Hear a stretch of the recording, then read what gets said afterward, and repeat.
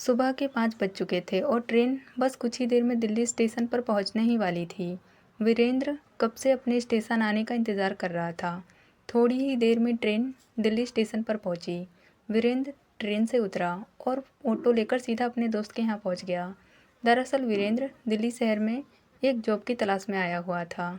अगले ही दिन वीरेंद्र जॉब की तलाश में निकल गया। उसे एक कंपनी के बारे में पता चला, जहाँ जाकर उसने इंटरव्यू दिया और सिलेक्ट हो गया।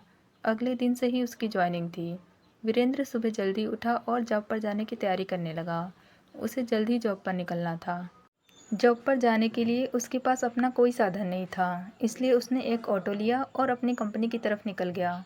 आगे रास्ते में एक लड़की खड़ी थी, जो शक्ल से कुछ परेशान दिख रही थी। उस लड़की ने ऑटो को रोकने के लिए हाथ हिलाया। ऑटो वाले ने ऑटो रोका और उससे पूछने लगा, कहाँ जाना है मैडम आपको। उसे भी उसी कंपनी में जाना था जिस कंपनी में वीरेंद्र जा रहा था। वो लड़की उस ऑटो में बैठ गई। थोड़ी ही देर में ऑटो वाले ने टाइम से पहले ही उन्हें उनके कंपनी पहुंचा दिया। उस लड़की ने ऑटो वाले को पैसे देने के लिए अपना पर्स खोला। ये क्या, उस लड़की के पर्स में तो पैसे ही नहीं थे। लड़की ने शर्मिंदा होते हुए ऑटो वाले से कहा, लगता है भैया जल्दी जल्दी में मैं पैसे रखना भूल गई।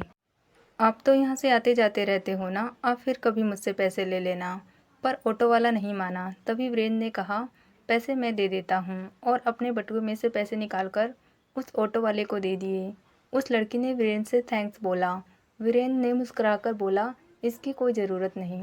वीरेंद्र और उस लड़की में बातचीत शुरू हुई। वीरेंद्र ने उस लड़की से कहा, वैसे आपका नाम क्या है। उस लड़की ने कहा, आरती। और आपका। जी मेरा नाम वीरेंद्र है और आज से ही मेरी इस कंपनी में ज्वाइनिंग है। आरती ने कहा, अच्छा, मुझे तो यहाँ 2 साल हो गए काम करते हुए। वीरेंद्र ने कहा, आपसे मिलकर अच्छा लगा। ओके, अब अंदर चलते हैं, लेट हो रहा है। दोनों एक साथ कंपनी में एंटर हुए और अंदर जाकर अपने अपने काम में लग गए। शाम को छुट्टी के वक्त दोनों जब कंपनी से बाहर निकले तो एक बार फिर एक दूसरे से टकरा गए। आरती वीरेंद्र के पास गई और उसको उसके पैसे वापस करने लगी, जो वीरेंद्र ने उस ऑटो वाले को दिए थे। वीरेंद्र ने कहा, अरे इसकी कोई ज़रूरत नहीं। आरती ने कहा, लेकिन। वीरेंद्र ने आरती की बात को काटते हुए कहा, लेकिन वेकिन कुछ नहीं। तुम मुझे अपना दोस्त समझो। कल को अगर मैं किसी मुसीबत में पड़ जाऊं तो तुम मेरी मदद कर देना, ओके। आरती ने कहा, ठीक है। वीरेंद्र ने आरती से पूछा, वैसे तुम रहती कहाँ पर हो। आरती ने वीरेंद्र को अपना एड्रेस बताया। वीरेंद्र ने कहा, मैं भी वहीं थोड़ी दूरी पर ही रहता हूँ। बारिश का मौसम है और रात भी ज़्यादा हो गई है, तो क्यों ना हम दोनों एक साथ एक ही ऑटो में घर चले। आरती ने कहा, ठीक है, साथ में ही चलते हैं। वीरेंद्र ने एक ऑटो बुक किया और दोनों साथ में एक ही ऑटो में घर आए। वीरेंद्र ने रास्ते में आरती से ढेर सारी बातें की।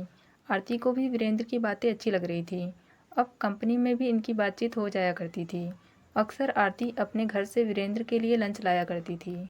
आरती के हाथों से बना खाना वीरेंद्र को बहुत पसंद आता था। एक दिन आरती वीरेंद्र का फेवरेट खाना लेकर आई थी, राजमा चावल। वीरेंद्र को बहुत पसंद था। आरती के हाथों से बना राजमा चावल खाकर तो वीरेंद्र खुशी से झूम उठा। उसको आरती के हाथों का बना राजमा चावल बहुत पसंद आया। वीरेंद्र ने आरती से कहा, कितना टेस्टी राजमा चावल बनाया है, जी करता है तुम्हारे हाथ चूम लूँ। क्या तुम ऐसे ही राजमा चावल मुझे ज़िंदगी भर खिला सकती हो। आरती ने कहा, क्या, मैं कुछ समझी नहीं। फिर वीरेंद्र ने कहा, मैं तुमसे प्यार करता हूँ और तुमसे शादी करना चाहता हूँ। आरती चौंक कर बोली, क्या, लेकिन मैं तो पहले से ही इंगेज्ड हूँ और अगले साल मेरी शादी है। आरती के मुंह से ये बात सुनकर वीरेंद्र का तो दिल ही टूट गया, लेकिन फिर भी उसने खुद को संभालते हुए झूठी मुस्कान के साथ आरती से कहा, क्या सच में तुम्हारी इंगेजमेंट हो चुकी है। आरती ने कहा, हाँ, ये सच है। वीरेंद्र ने अपने आंसुओं को छुपाते हुए बोला, मैं तो तुम्हारे साथ मजाक कर रहा था। तुम मेरी बातों को सीरियसली मत लेना, मेरी तो आदत है मजाक करने की। छोड़ो इन बातों को, चलो तुम मुझसे वादा करो, तुम मुझे अपनी शादी में ज़रूर बुलाओगी। आरती ने कहा, अरे ये भी कोई कहने की बात है, तुम तो मेरे सबसे अच्छे दोस्त हो, तो भला मैं तुम्हें अपनी शादी में क्यों नहीं बुलाऊंगी।